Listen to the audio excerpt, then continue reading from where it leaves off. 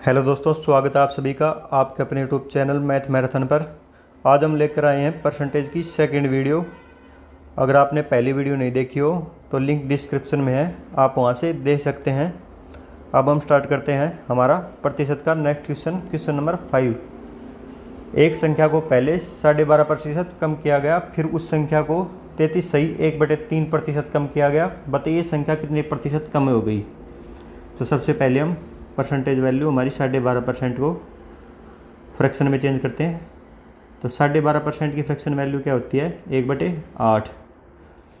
और अगर हम इसको सोल्व करके देखें तो 12 दूनी 24, 1 25/2 प्रतिशत हटेगा तो बटे में 100। तो 25 चौक 100, तो 4 दूनी 8। तो क्या बोल रहा है? एक संख्या को पहले 12.5% कम किया गया। मान लेते हैं हमारी संख्या 8 थी, तो 8 का 12.5% क्या होता है? ये 1। तो 1 कम करेंगे तो हमारी संख्या क्या हो जाएगी? 7। आगे क्या बोल रहा है? फिर उस संख्या को 33.1/3% कम किया गया।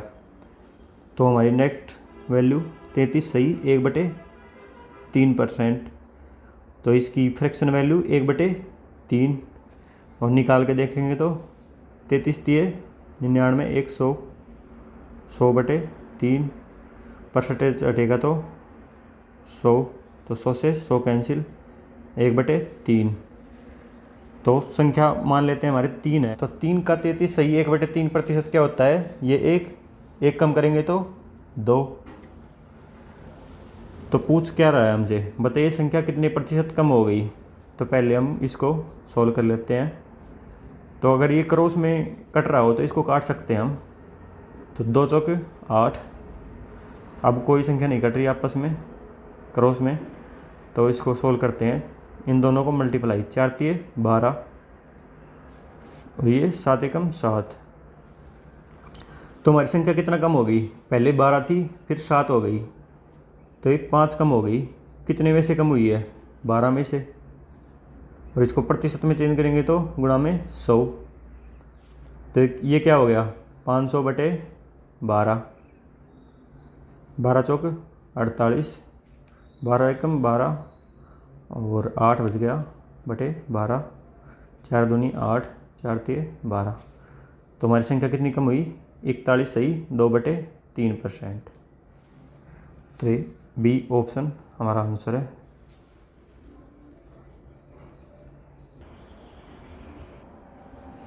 अब हमारा नेक्स्ट क्वेश्चन नंबर 6। यदि किसी संख्या में 64 जोड़ने पर संख्या अपने आप का 157 सही 1/7% बन जाती है, संख्या ज्ञात करो। तो सबसे पहले हमारी परसेंटेज वैल्यू 157 सही 1/7% को फ्रैक्शन में चेंज करते हैं। तो इसकी फ्रैक्शन वैल्यू क्या होगी? 11/7। और चेंज करेंगे तो एक बार चेंज करके देखें तो इन दोनों को मल्टीप्लाई और ये ऐड करेंगे तो 1100/7%। और परसेंट हटेगा तो बटे 100, तो 2 0 से 2 0 कैंसिल, क्या होगा? 11/7। तो क्वेश्चन में बोल रहा है किसी संख्या में 64 जोड़ने पर संख्या अपने आप का 157 सही 1/7% बन जाती है। तो देखो ये 7 का 157 सही 1/7% क्या है? ये 11। तो ये 7 अपना 157 सही 1/7% कब हो रहा है? मतलब ये 7 11 कब बन रहा है? जब इसमें 4 जुड़ रहा है, जब इसमें हम 4 जोड़ रहे हैं। तो ये 7 अपने आप का 157 सही 1/7% मतलब 11 कब हो रहा है? जिसमें 4 जोड़ रहे हैं। क्वेश्चन में क्या बोल रहा है? 64 जोड़ने पर, मतलब 4 नहीं 64 जोड़ने पर वो संख्या अपने आप का 157 सही 1/7% बन जाती है। मतलब 4 की वैल्यू कितनी होगी? 64। तो क्या बताना है? वह संख्या ज्ञात करो। जो हमने संख्या माननी है जो 7, तो 7 की वैल्यू हमको बतानी है। 4 की वैल्यू 64, तो 7 की वैल्यू 64 गुणा 7/4, 4 एकम 4, 4 6 24, 16 7 112। तो हमारा सी ऑप्शन सी हो जाएगा 112। अब हमारा नेक्स्ट क्वेश्चन नंबर 7। एक वस्तु की कीमत 33 सही 1/3% बढ़ा दी जाए तो नई कीमत में कितना प्रतिशत कम करें कि पुरानी कीमत हो जाए। तो सबसे पहले 33 सही 1/3% को फ्रैक्शन में चेंज कर लेते हैं। तो इसकी फ्रैक्शन वैल्यू क्या होगी 1/3। तो बोल रहा है कि वस्तु की कीमत 33 सही 1/3% बढ़ा दी जाए।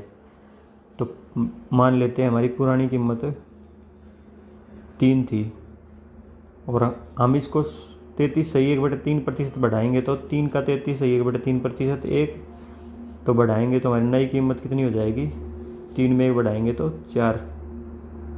तो अब क्या बोल रहा है तो नई कीमत में कितना प्रतिशत कम करें कि पुरानी कीमत हो जाए। तो हमारी नई कीमत 4 है तो नई कीमत में से कितना कम करें कि 3 हो जाए। तो हम क्या कितना कम करेंगे 1। कितने में से कम करेंगे 4 में से। और प्रतिशत में चेंज करने के लिए गुणा 100। तो 1/4 को क्या लिखेंगे 25%। तो हमारी नई कीमत में कितना कम करेंगे 25% तो हमारी पुरानी कीमत हमको मिल जाएगी।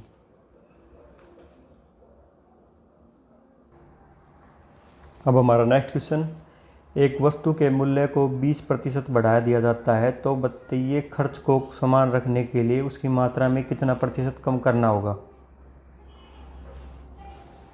तो सबसे पहले हमें देख लेते हैं, कोई भी हम वस्तु खरीद रहे हैं उसकी प्राइस और कितनी वस्तु खरीद रहे हैं क्वांटिटी का मल्टीप्लाई हमेशा खर्च होता है।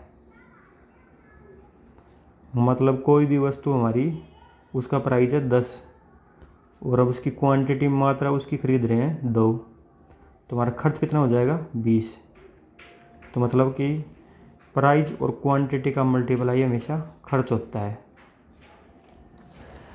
तो अब देखते हैं, वस्तु के मूल्य को 20% बढ़ा दिया जाता है तो 20% को फ्रैक्शन वैल्यू क्या होती है 1/5।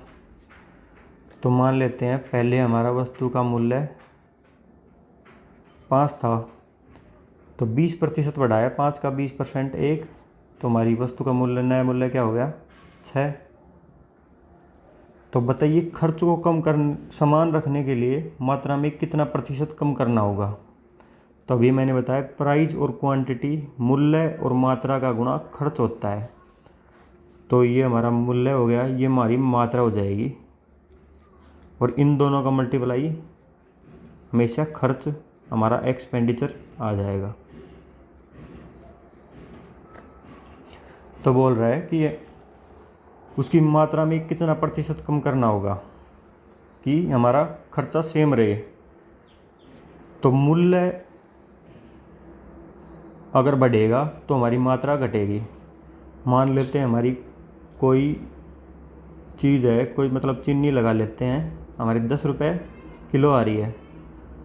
अगर उसका मूल्य बढ़ा दें 20 रुपये कर दें तो अब आधा किलो आएगी। मतलब जब मूल्य बढ़ता है तो मात्रा घटती है और जब मात्रा बढ़ती है तो मूल्य घटता है किसी भी चीज़ का।